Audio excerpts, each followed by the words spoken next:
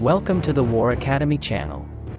During the Second World War, as occurs in any conflict, there are many internal meetings that take place on each side, in which the political and military leaders meet to assess the situation and the steps to follow. In this channel, we have already analyzed some of the most tense meetings of this conflict, such as those between Rommel and Hitler, after his failures both in Alamein and in Normandy, or the one that took place at the beginning of 1944 between Manstein and the German leader, which practically cost him the dismissal of the Marshal. Although these meetings stand out for being quite desperate, in which little or nothing could be done now, the meeting that we are going to see today is characterized by being the last in which Germany still had powerful formations that allowed it to continue leading some initiative in war. Based on this, we can say that this was one of the most important meetings that the German side had, since its final destination was fixed in it. In today's program, we are going to see who attended that meeting, what was the opinion that each one expressed in relation to the offensive in Kursk that was being prepared, and what was finally decided. It all started with Manstein's counteroffensive in Kharkov in March 1943, which was stopped by the arrival of the thaw and the beginning of the mud season. Following this, it was verbally agreed that as soon as possible, the attack would continue to finish severing the ledge. Although this was the original idea, in which no large operation was valued with which to achieve a decisive objective, as the weeks went by, this approach evolved. With this we come to May 3 and 4, 1943, the date on which the following authorities meet in Munich. On the one hand, there was Hitler and the different members of the Army High Command, the heads of the armies that were going to participate in the offensive, these being mainly Kluge, Marshal, and Manstein, General Guderian, who had recently been appointed Inspector General of the troops' armored vehicles, Albert Speer as representative of the economic and productive issues of the country, and the Chief of Staff of the Luftwaffe Hans Jeskonek. With regard to the context in which this meeting was taking place, we have to point out that it was the worst that Germany found itself in since the war had started, not being very promising. On the one hand, the defeat at Stalingrad had recently occurred, and on the other, the troops in Tunisia were about to succumb and with it the Axis exit from Africa. In addition, the submarine warfare that had been taking place in the Atlantic was also beginning to falter rapidly, and the massive bombing campaign over Germany had only just begun.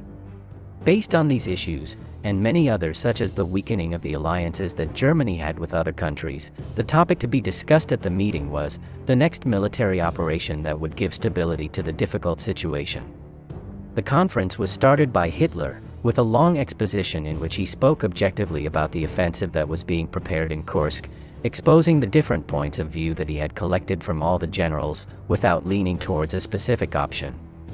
It was perhaps the opinion that Marshal had given him, the one that had the most weight in him, when he alerted him to the great defenses and concentrations of Soviet troops that the Red Army had in place. Based on this, Hitler was very worried since he knew that Marshal was a very tough, optimistic man who never fell apart, so if he now warned him that this operation carried many dangers, he had to take it seriously.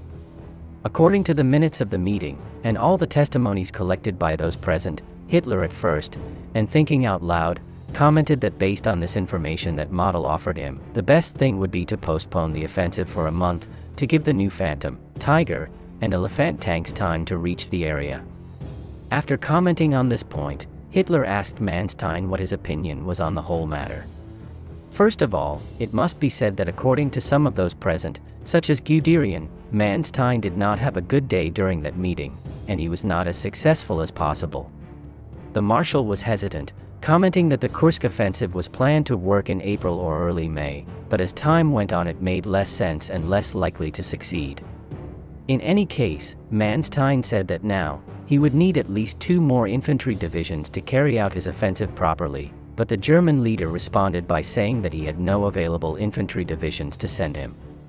After this answer, Hitler asked Manstein again what they should do to follow his opinion, but the German Marshal did not give a clear and concise answer, his exposition being the following. First of all, he pointed out that there was no point in delaying the offensive to wait for reinforcements, since not being able to match the pace of the Soviets, who were also reinforcing, they would always be below and at a disadvantage. In addition, this postponement meant that the Soviets were recovering from the recent defeat suffered by their counteroffensive, and as time passed, their mood and morale also grew. On the other hand, Manstein was very concerned about what was happening in Tunisia, since he knew that after his fall, the Allies would land in Sicily, Italy, or France, and any operation launched on the Eastern Front would be affected by this. In short, Manstein's position was that if he had to attack, he had to do it now, although he also recognized that it would not be an easy operation under the circumstances. The next to speak was Marshal Kluge, his title being Army Group Center Chief. This made him Model's direct superior, although Model had a habit of skipping the chain of command and going straight for Hitler. This, of course, was a matter that Kluge was very upset about. His opinion was supportive of Manstein, and he commented that he had to attack himself imminently, and not pay much attention to Model's warnings and requests.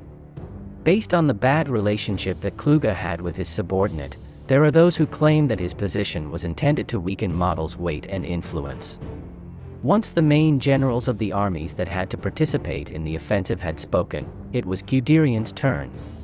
He maintained a position completely betting on the rest, and commented that any type of offensive on the Eastern Front had to be annulled, either now or in a few months.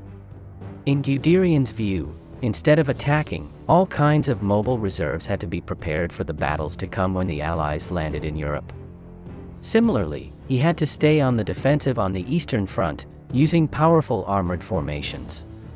Regarding the hopes that other generals had placed in the new models of battle tanks, Guderian commented that these were not going to work any miracles at the front, since they would need many months to adapt and correct their mechanical problems.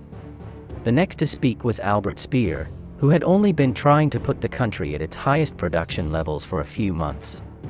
The minister also took a position against the attack, arguing that after the disasters that the German army had suffered recently, he did not want to lose all the material that had been reassembled since the beginning of 1943.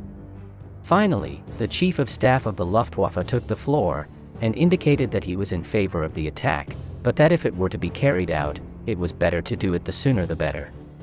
After each of these men had given his point of view, the final count was as follows: Kluge was in favor of the offense. Model was against it until he was heavily reinforced. Guderian and Speer were against the attack, whether at that time in a few months, and Manstein had not clearly said yes or no, rather he limited himself to listing the points for and against each decision, although if he was given a choice, he preferred to do it as soon as possible. Finally, and as we have just seen, Jeschonek was in favor of attacking imminently. The German leader, who at no time during the meeting had shown himself neither for nor against the attack, given the very different opinions he was listening to, was also unable to make any clear decision on which was the best option. Based on this, and because he wasn't sure either, he decided to postpone the offensive for a month, giving June 12th as the new start date. With this he intended to see a little how events in the Mediterranean were progressing, and to satisfy Model with the sending of new reinforcements, at the same time that he did not upset too much those who had said that they did not see the good of waiting longer. A week later, Guderian was able to meet with Hitler again, and asked him to call off the operation. Hitler expressed his doubts again and admitted that his stomach turned every time he thought about it. From this point, everything evolved, and the plans for the offensive continued practically on autopilot, until it was launched on July 5th with the results that we all know. As we mentioned at the beginning, this was the last big meeting in which the Germans were able to assess the actions to follow, while still in a considerable position of strength and power. And what do you think? What do you think is the most accurate opinion among all those that were exposed during said meeting? If this offensive had not been launched in Kursk, what do you think would have been the best alternative plan? That's all. Subscribe and share this program if you liked it, and see you in the next video. See you soon.